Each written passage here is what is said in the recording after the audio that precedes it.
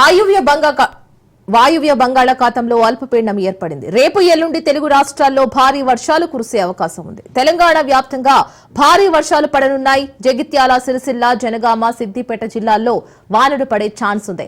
రేపు తెలంగాణలో 4 జిల్లాలకు ఆరెంజ్ అలర్ట్ జారీ చేసింది వాతావరణ శాఖ. కోస్తాలో 1-2 చోట్ల భారీ వర్షాలు పడనున్నాయి. మరో 14 జిల్లాలకు ఎల్లో అలర్ట్ జారీ చేసింది. అల్పపీడన ప్రభావంతో కోస్తా జిల్లాల్లో భారీ వర్షాలు పడనున్నాయి. కోస్తాలో 1-2 చోట్ల భారీ వర్షాలు పడనున్నాయి.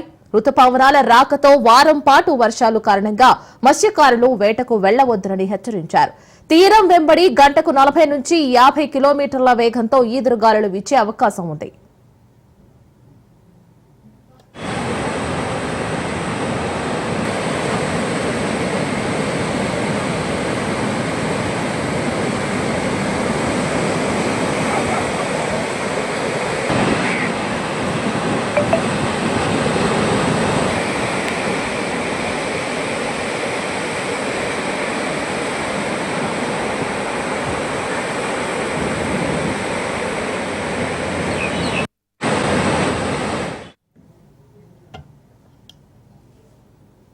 ఓవైపు రుతుపవనాల ఎంట్రీ, మరోవైపు అల్పపీడన ప్రభావంతో ఏపీ వర్షాలు పడుతున్నాయి.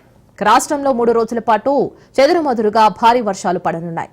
ప్రజలు అప్రమత్తంగా ఉండాలని హోర్డింగ్స్, చెట్ల క్రింద శిథిలావస్థలో ఉన్న గోడలు, భవనాలు వంటి వాటి దగ్గర నిలబడకూడదని అన్నారు.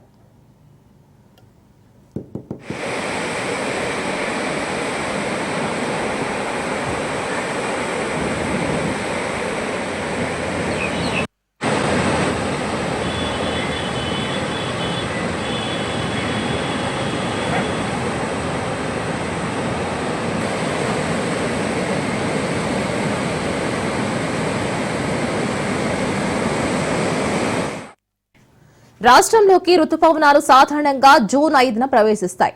గతేడాది బంగాళాఖాతంలో ఏర్పడిన రేమాల్ తుఫాన్ వల్ల 8 రోజుల ముందుగానే కేరళను తాకాయి. అంతే వేగంగా సాధారణం కంటే 3 రోజుల ముందుగానే రాష్ట్రంలోకి ప్రవేశించాయి. ఈసారి మహారాష్ట్ర పరిసరాల్లో కొనసాగుతున్న అల్పపీడనం ఇతర పరిస్థితులు అనుకూలించడంతో 10 రోజుల ముందుగానే రాష్ట్రానికి వచ్చింది.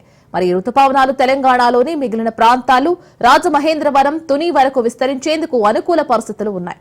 ఈ ప్రభావంతో జూన్లో రాష్ట్రంలో విస్తారంగా వర్షాలు కురిసే అవకాశం ఉందని అంచనా వేస్తున్నారు.